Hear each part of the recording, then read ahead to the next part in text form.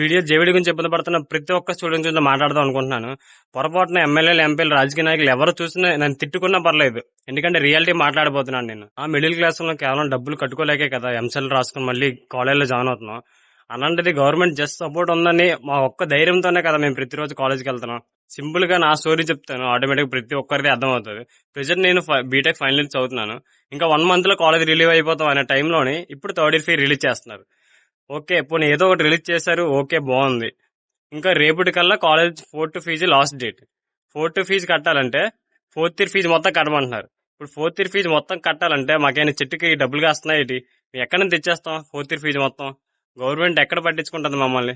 ఇప్పుడు third year fee release చేయడం ఏంటి? 4th ఇయర్ ఫీజు ఇంకెప్పుడు రిలీజ్ చేస్తుంది? మేము ఎప్పుడు కడతాము? మేము ఎప్పుడు చదువుకొని రిలీవ్ అవుతాం? మేము ఎప్పుడు జాబులు చేస్తాం?